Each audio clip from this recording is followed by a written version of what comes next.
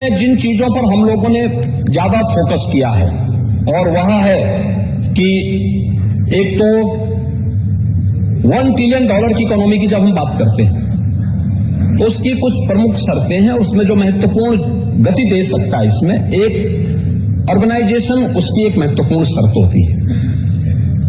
हमने प्रदेश के अंदर नए नगर निकायों के गठन भी किए, नए शहरों के विकास के लिए भी कार्य कर रहे हैं, कुछ नए मॉडल इसके लिए तैयार किए जा रहे हैं और नए शहरों के विकास के लिए भी हम लोगों ने अलग अलग नई टाउनशिप स्थापित की जा सके, इसके लिए 4,000 करोड़ रुपए इस बजट में प्रस्तावित किए हैं, जो हम लोग इन नए शहरों के विकास में कार्य कर सकेंगे।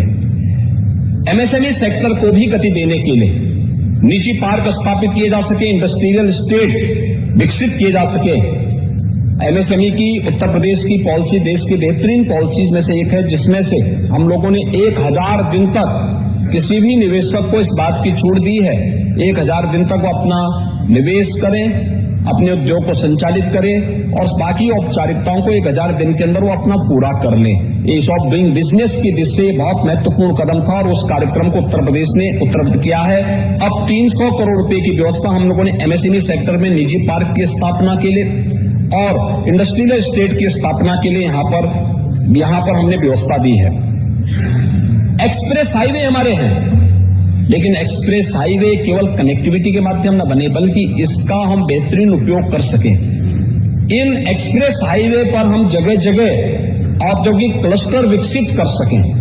इस दिशा भी बजट में 8,000 करोड़ रुपए की व्यवस्था की जा रही है और ये प्रदेश के अलग अलग क्षेत्रों में हम इसको विकसित कर सकेंगे, यह व्यवस्था।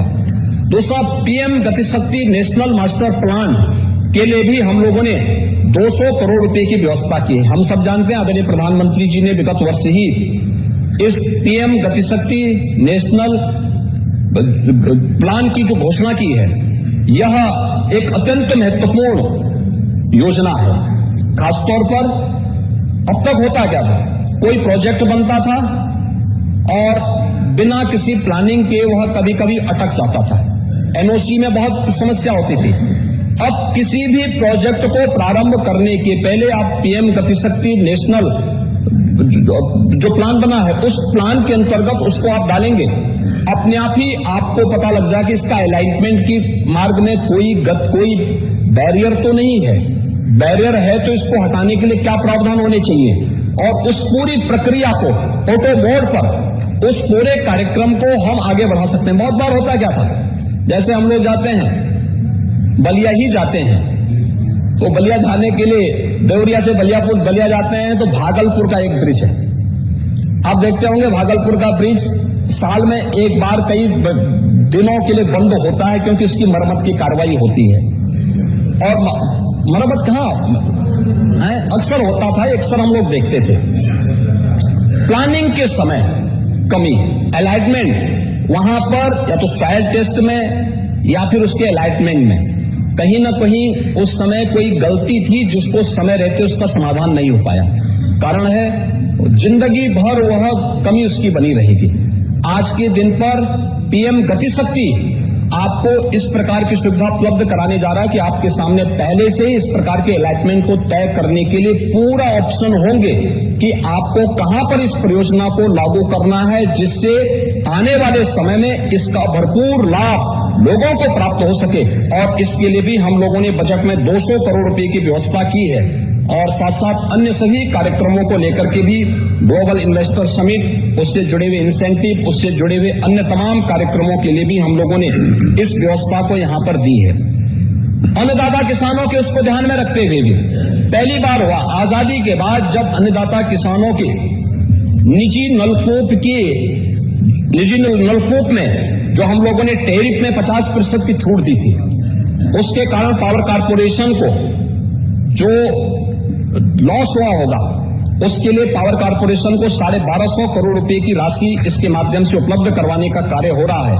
और इन कार्यक्रमों को आगे बढ़ाने के साथ ही प्रदेश के अंदर चीनी मिलों के आधुनिकीकरण के साथ साथ उन चीनी मिलों के विस्तारीकरण की कार्रवाई को और वहां पर नए जो संयंत्र लगने हैं, इन सब के लिए डिस्टिलरीज वगैरह की स्थापना होनी है इसके लिए भी कार्रवाई करने की इस पर हम लोगों ने इसके लिए धनराशि की व्यवस्था की है। युवाओं के लिए खासतौर पर विश्वविद्यालय स्तर पर जो युवा कार्य वहां पे अध्ययन कर रहे हैं, सर्वांगीण विकास के लिए आवश्यक है कि केवल पाठ्यक्रम तक हम उन्हें सीमित न रखें, बल्कि स्पोर्ट्स भी और अन्य तमाम प्रकार की रचनात्मक गतिविधियों के साथ हम अपने युवाओं को जोड़ सकें। और मुझे बताते हुए प्रसन्नता है कि मार्च अप्रैल में उत्तर प्रदेश में इंटरनेशनल जो अपना विश्वविद्यालय खेलकूद की प्रतियोगिताएं उत्तर प्रदेश के अंदर इंडिया यूनिवर्सिटी गेम्स का आयोजन उत्तर प्रदेश के अंदर आयोजित किया जा रहा है। उसके लिए धनराशि की व्यवस्था हम लोगों ने की है। महोदय, हम लोगों ने प्रदेश के अंदर बेहतरीन कानून व्यवस्था को देने में हम सफल तब हुए जब हम लोगों ने पुलिस की भर्ती को पूरी ईमानदारी और पारदर्शी तरीके से संपन्न किया, पुलिस रिफॉर्म किए, पुलिस का आधुनिकीकरण किया, पुलिस विभाग में हम लोगों ने आधुनिकीकरण की दिशा में तमाम प्रयास प्रारंभ किए, ट्रेनिंग की क्षमता बढ़ाई, ट्रेनिंग सेंटर बढ़ाए गए, 1,64,000 पुलिस की भर्ती की प्रक्रिया को पूरी ईमानदारी और पारदर्शी तरीके से संपन्न किया और उत्तर प्रदेश 7 जनपद ऐसे हो चुके हैं उत्तर प्रदेश के अंदर जहां पुलिस कमिश्नरेट सिस्टम हम लागू कर चुके हैं। 4 में पहले से था, 3 नए पुलिस कमिश्नरेट की घोषणा अभी हाल ही में प्रदेश के अंदर हुई है।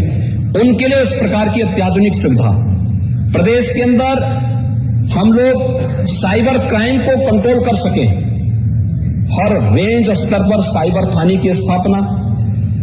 आज के समय में अपराध की प्रकृति की बदलती प्रकृति को ध्यान में रखते हुए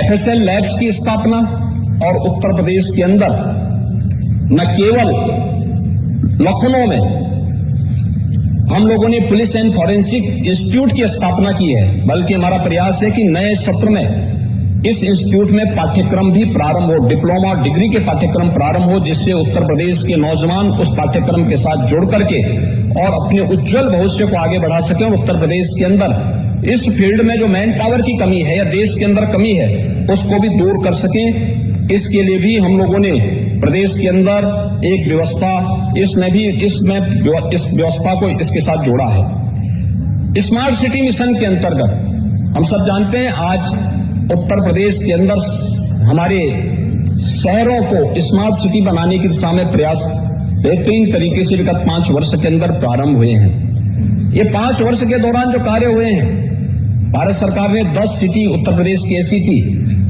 जिन्हें स्मार्ट सिटी के रूप में प्रदेश के अंदर चयन किया गया था। सिर्फ 7 हमारे म्युनिसिपल कॉर्पोरेशन ऐसे थे जिन पर राज्य सरकार ने अपने स्टेट स्मार्ट सिटी मिशन के अंतर्गत उन्हें लिया। इसमें बेहतरीन कार्य हुए हैं। आज उत्तर प्रदेश की सिटी और उत्तर प्रदेश के अंदर एस्पिरेशनल डिस्ट्रिक्ट की जो हम लोगों ने कार्य प्रदेश के अंदर पिछले 5 सालों के अंदर किए हैं, वह देश के अंदर उन सभी कार्यों की सराहना होती है। खासतौर पर स्मार्ट सिटी मिशन के अंतर्गत 2017 के पहले की स्थिति क्या थी?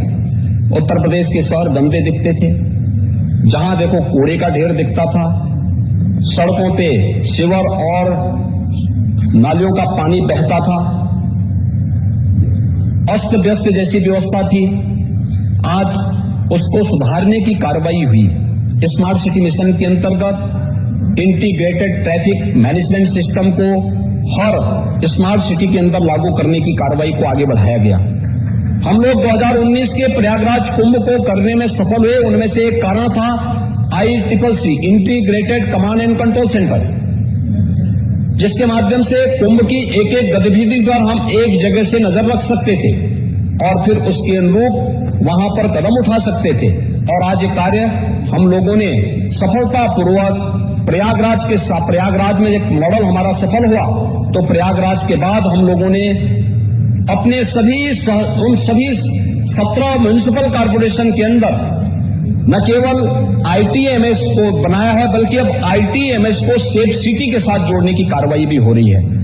हमें आश्चर्य होता था 2016 में निर्भया कांड के बाद सुप्रीम कोर्ट के निर्देश पर भारत सरकार ने उस समय सेफ सिटी की परियोजना को तत्काल लागू करने के लिए कहा था, लेकिन आश्चर्य था कि उत्तर प्रदेश के अंदर 2017 तक कोई भी सेफ सिटी नहीं बन पाई थी। एक भी सिटी को सेफ सिटी में नहीं बदला गया था।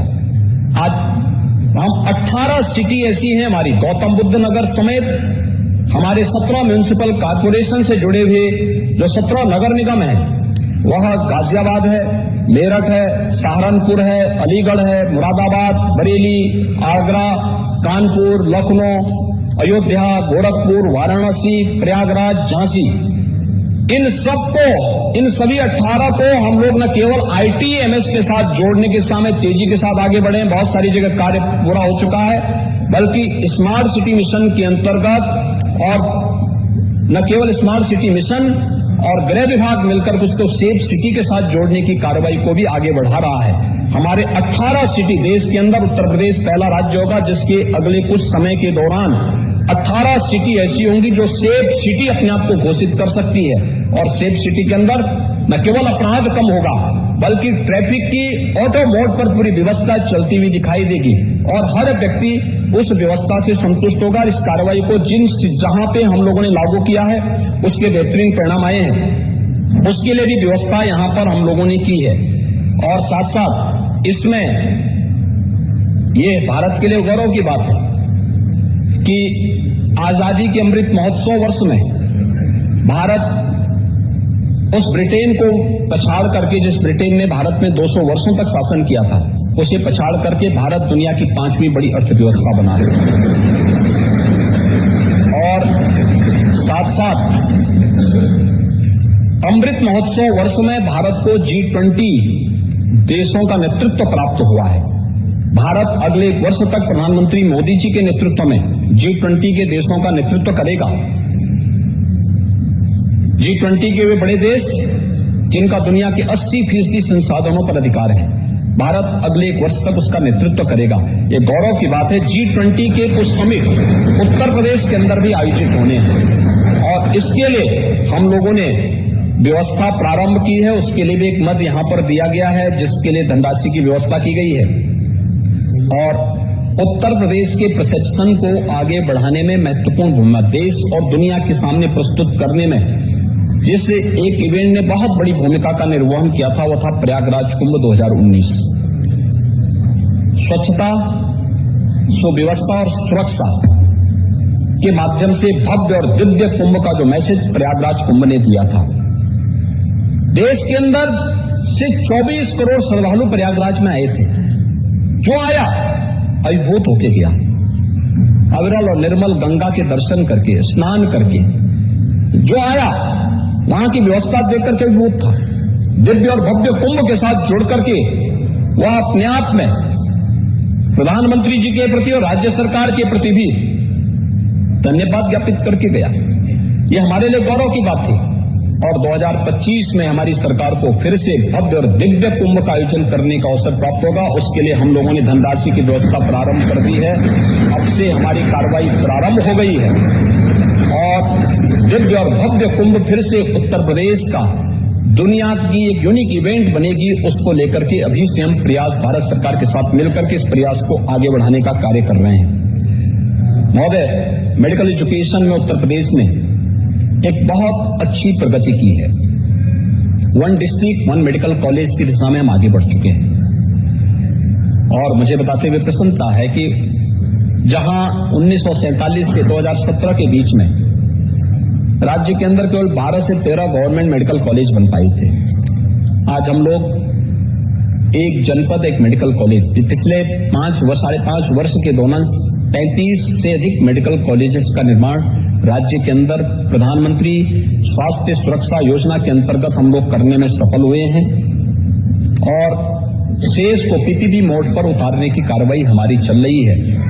मात्र आज के दिन पर 6 जनपद अब ऐसे बच जाएंगे जिन पर हम इस कार्रवाई को, उसमें हम लोग अपनी पॉलिसी को और संशोधन करने जा रहे हैं, लेकिन हर जनपद में एक मेडिकल कॉलेज देंगे। मेडिकल कॉलेज के साथ साथ वहां पर विशेषज्ञ स्वास्थ्य की सुविधाओं के साथ साथ कोविड कालखंड में हम लोगों ने किया था वर्चुअल ICU के माध्यम से। हमारे पास उस समय उतने एक्सपर्ट नहीं थे। हम लोगों ने उस समय ट्रेनिंग की कार्रवाई, मास्टर ट्रेनर लखनऊ में हम लोग SCPGI, KGMU या RML में बनाते थे, फिर इन्हें जनपद में जोड़ते थे, जनपद में ट्रेनिंग देते थे, फिर यहाँ के एक्सपर्ट के साथ हम वर्चुअली उनकी बैठक करवाते थे। ये जितने भी हमने RT-PCR के लैब स्थापित किए, उनके टेक्नीशियंस को, उनके एक्सपर्ट को उसके साथ जोड़ने की कार्रवाई लगातार हमारी होती थी। प्रतिदिन इसके बारे में वर्चुअल एक संवाद उनका चलता था।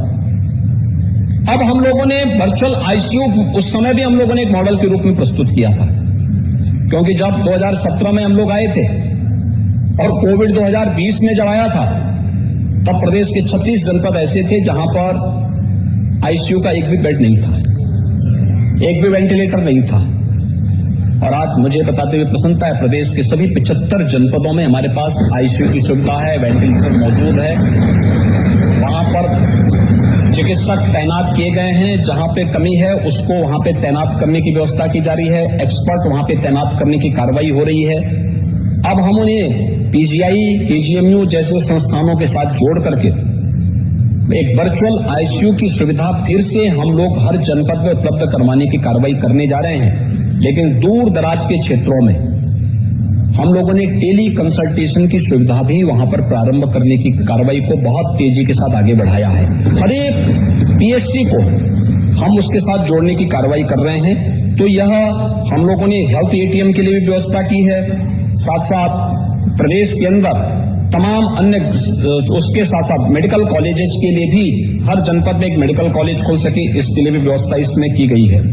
प्रदेश के अंदर परिवार कल्याण विभाग से जुड़े हुए मामले हैं, स्वास्थ्य से जुड़े हुए, प्रदेश ने नेशनल हेल्थ मिशन के अंतर्गत या भारत सरकार ने जुड़ी हुई तमाम अन्य चीजों में बहुत अच्छी प्रगति की है। खासतौर पर हम लोग देखते हैं मातृ मृत्यु दर या शिशु मृत्यु दर में आपने देखा होगा, उसको काफी हद तक नियंत्रित करने और उसको नेशनल एवरेज के नजदीक पहुंचाने में सफलता प्राप्त हुई है। हम लोगों ने प्रदेश के अंदर मिशन इंद्रधनुष के माध्यम से बच्चों का 100% टीकाकरण हो, इस दिशा में उत्तर प्रदेश ने अच्छी प्रगति की है और इन कार्यक्रमों को आगे बढ़ाने का कार्य भी प्रदेश तेजी के साथ आगे बढ़ा रहा है। ये प्रदेश के अंदर तमाम अन्य जो कार्यक्रम प्रदेश ने इस दौरान किए हैं, इसमें खासतौर पर एक जो महत्वपूर्ण कार्य था उसमें था एस्पिरेशनल डिस्ट्रिक्ट में उत्तर प्रदेश की प्रगति। नीति आयोग ने 2018 में देश के अंदर 112 जनपद ऐसे चिन्हित किए थे जिन्होंने विकास की गति जिनकी पीछे रह गई थी।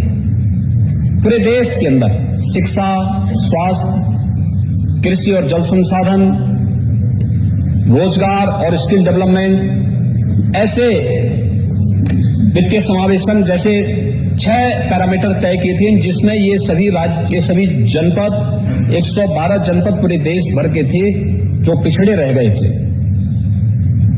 इनमें से 8 जनपद यूपी के थे। यूपी के जो जनपद थे उनमें से सिद्धार्थनगर, बलरामपुर, श्रावस्ती, बहराइच, ये 4 जनपद नेपाल के से सटे हुए जनपद हैं। चंदौली, सोनभद्र, यह बिहार से की सीमा से जुड़े हुए जनपद हैं। चित्रकूट मध्य प्रदेश से की सीमा से जुड़ा हुआ है और फतेहपुर, ये 8 जनपद थे जो एस्पिरेशनल डिस्ट्रिक्ट थे और उत्तर प्रदेश की रैंकिंग बहुत पीछे थी। यानी सभी 8 जनपद जो 112 थे वह सभी 100 पायदान से ऊपर ही इनकी रैंकिंग थी। और मुझे बताते हुए प्रसन्नता है कि कोविड-19 के बावजूद पिछले 4-5 वर्षों के अंदर जो कार्य हुआ है, नीति आयोग का मार्गदर्शन हुआ, आदरणीय प्रधानमंत्री जी की समय समय पे गाइडेंस मिलती रही।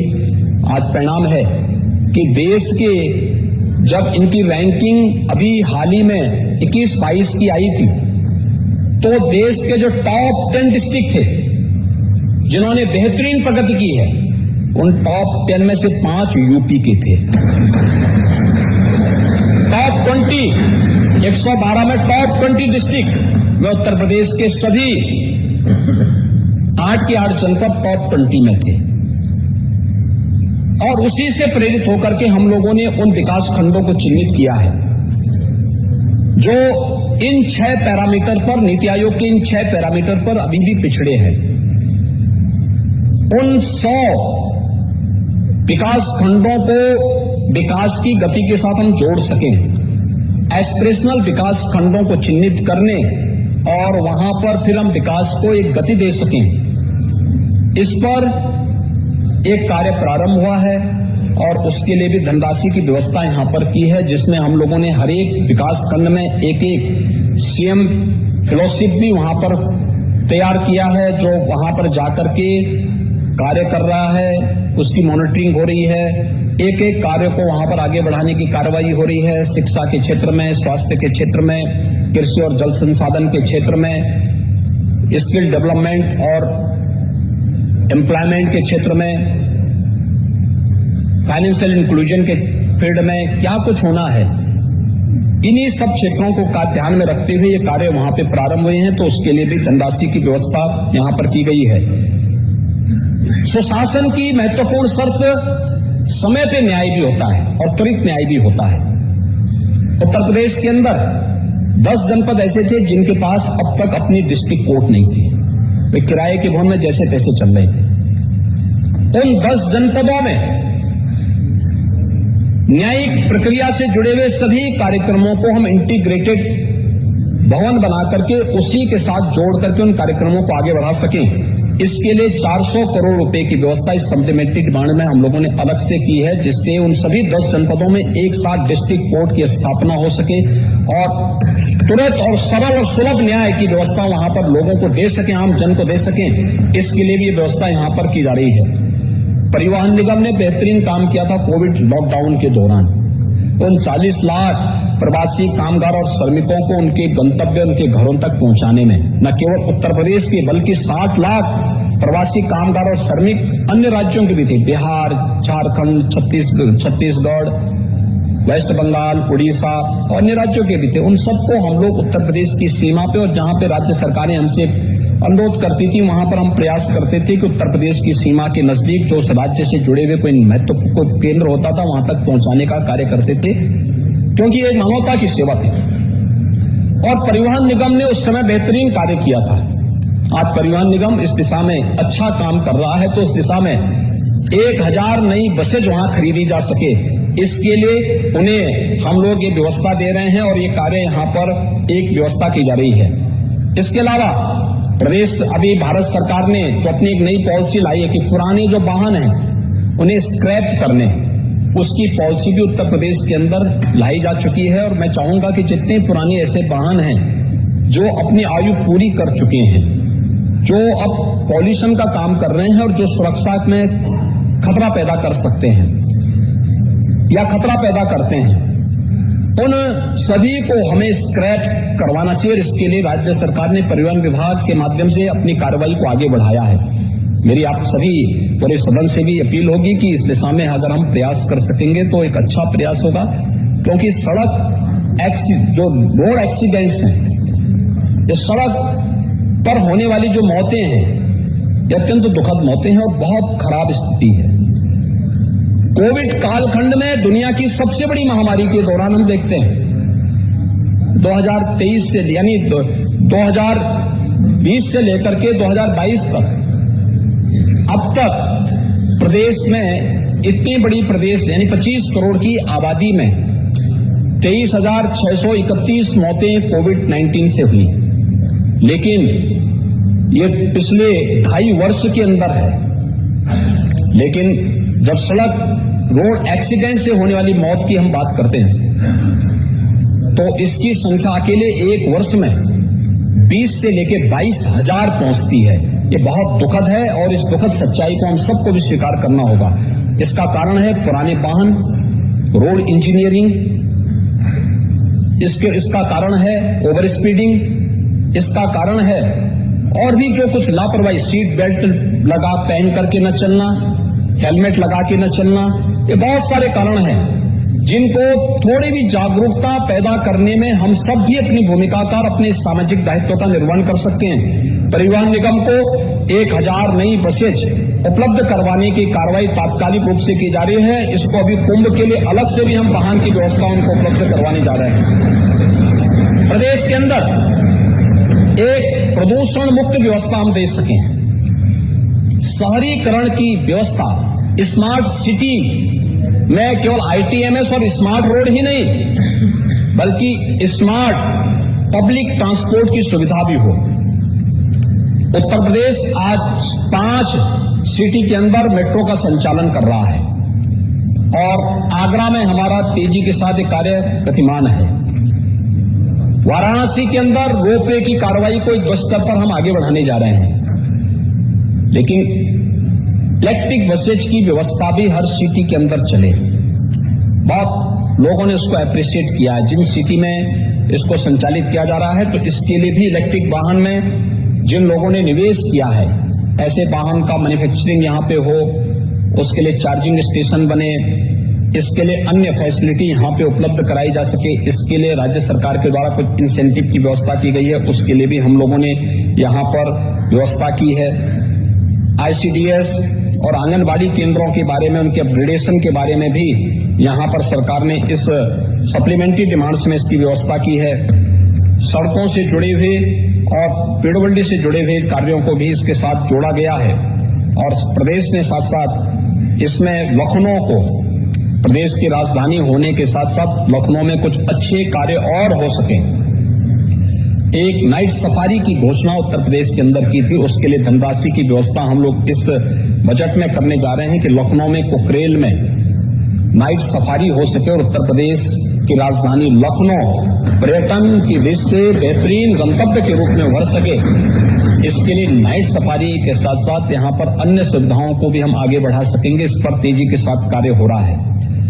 उत्तर प्रदेश का नौजवान हमारे इंस्टीट्यूशन इंडस्ट्री के साथ जुड़ सके, इसके लिए उस प्रकार की स्किल डेवलपमेंट के सेंटर खोलना है। टाटा टेक्नोलॉजीज के साथ हम लोगों ने MOU किया है। इस पर भी हम लोग लगभग एक बड़ी धनराशि खर्च करने जा रहे हैं, जिसमें उत्तर प्रदेश के अंदर हम लोग इस कार्य को आगे बढ़ा सकें। 273 करोड़ रुपए की व्यवस्था इस मद में उपलब्ध कराई जा रही है, जिससे स्किल डेवलपमेंट के बेहतरीन सेंटर हमारे ITI बन सकें।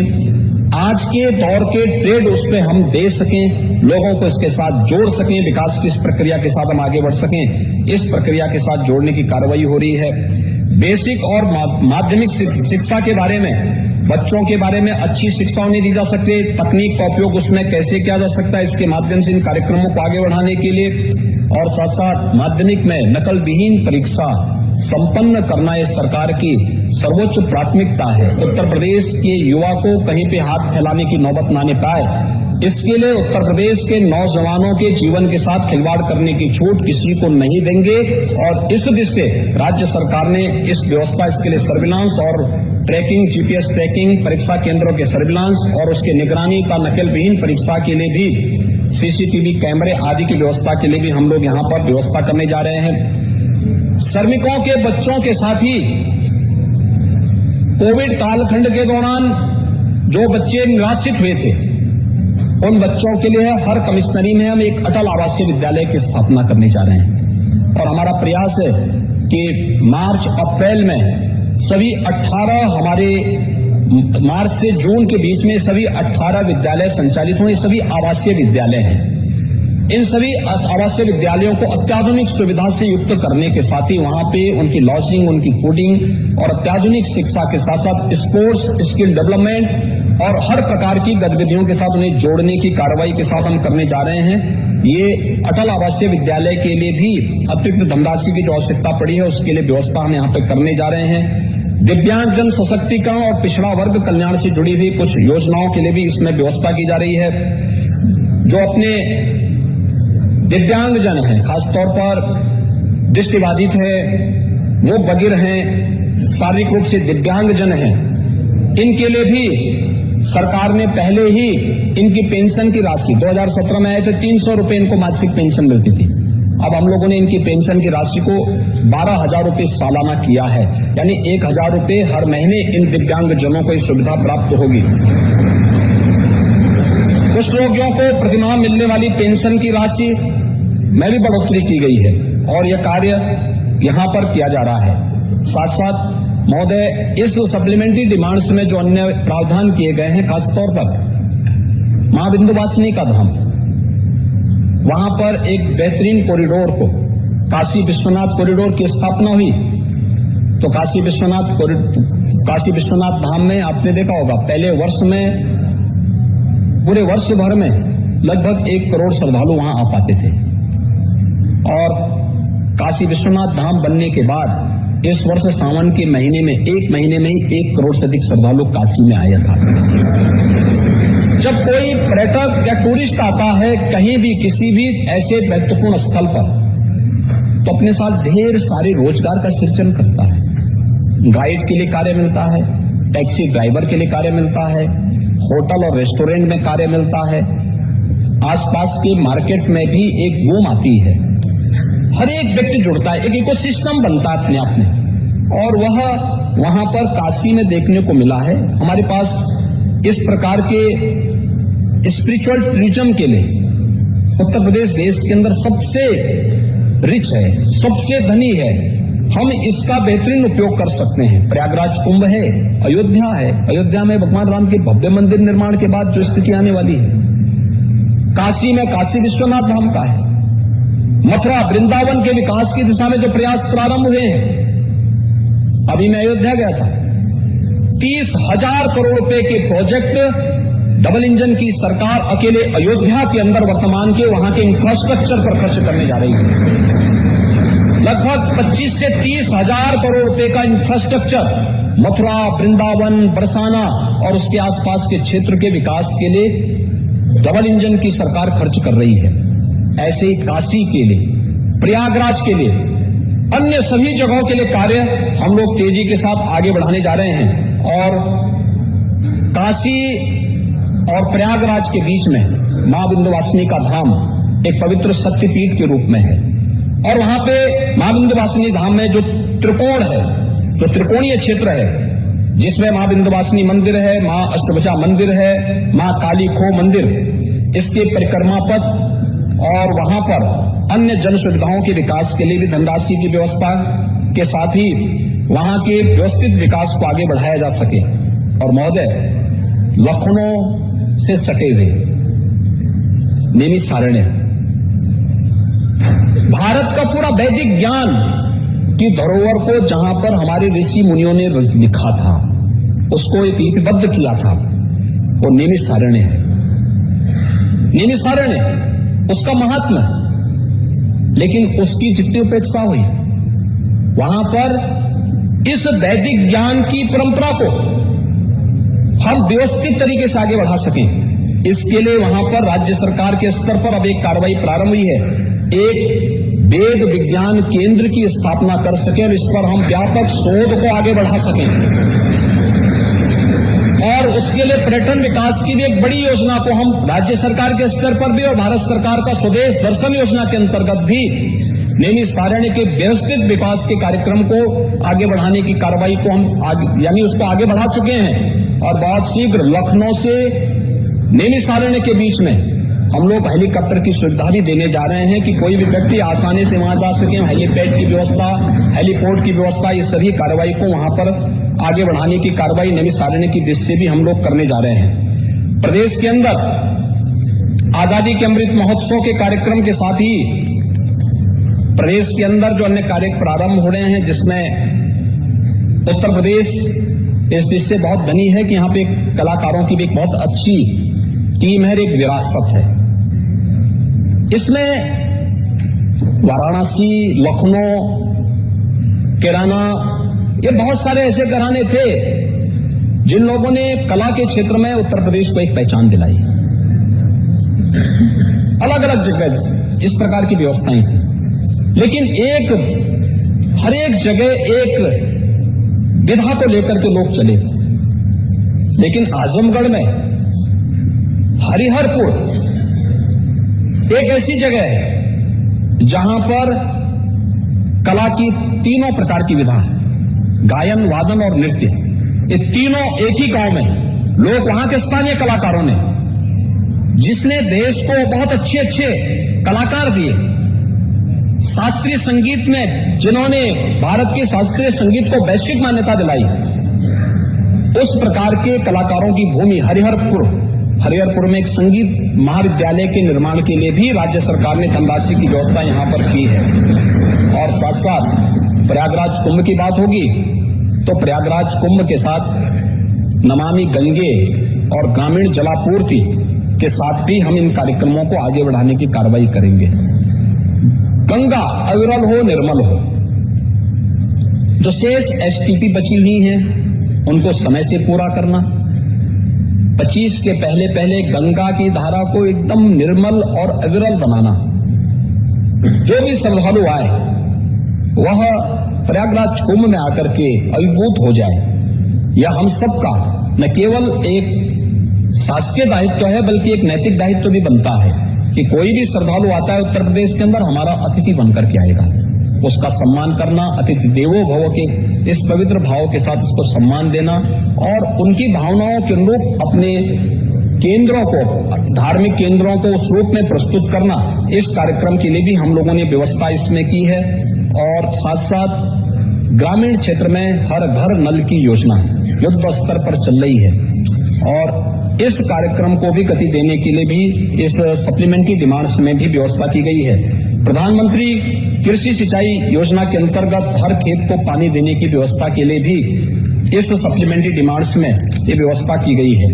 ये प्रदेश सरकार के द्वारा यह उन सभी योजनाओं को जो मूल बजट में वंचित रह गए थे या किन्हीं कारणों से उनको वहां स्थान नहीं मिल पाया था, वह यहां पर करने का प्रयास हुआ है। महोदय, मैं आज के इस अवसर पर केवल अंत में इस माननीय सदन से यही अपील करूंगा कि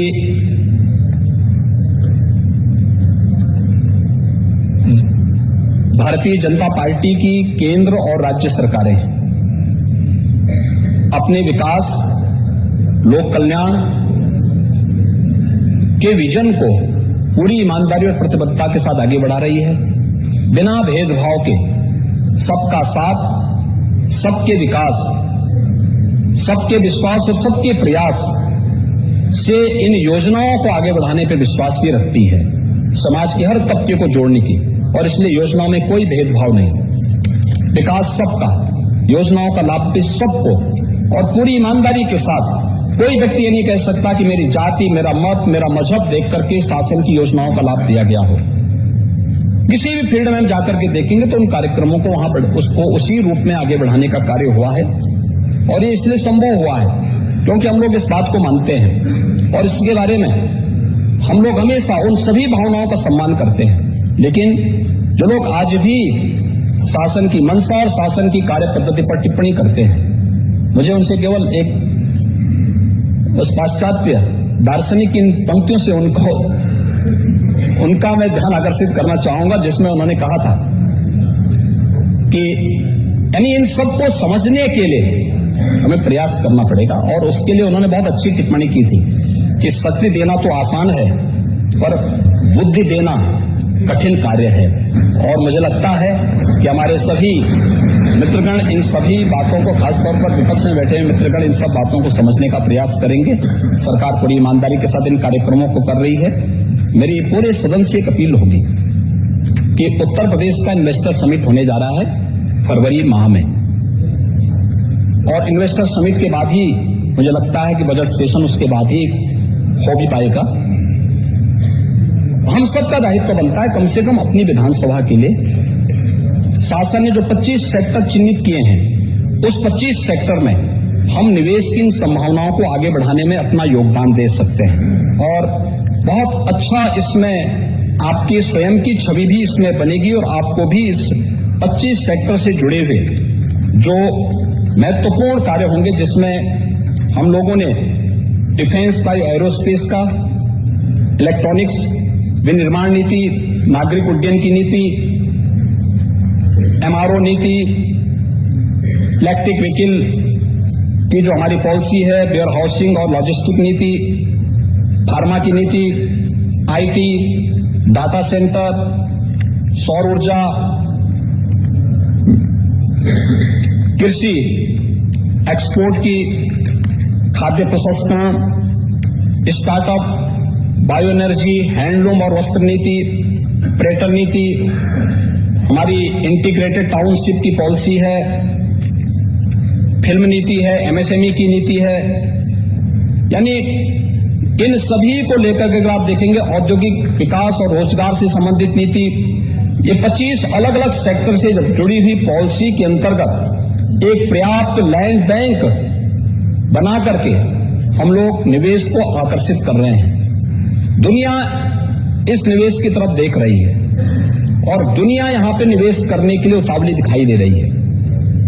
हमारे लिए हर एक निवेशक आदरणीय है, सम्मानीय है और अपने हर एक इन्वेस्टर पार्टनर को यहां पे सुरक्षा, हर प्रकार की सुविधा देना ये हमारा दायित्व है। हम उसको पूरी प्रतिबद्धता के साथ करेंगे।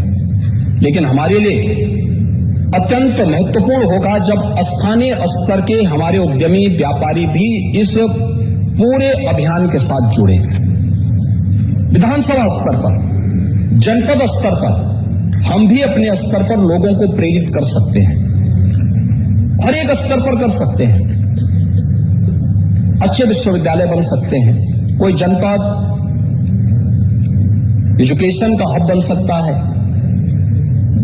कोई जनपद उत्तर प्रदेश के अंदर मेडिकल का हब बन सकता है।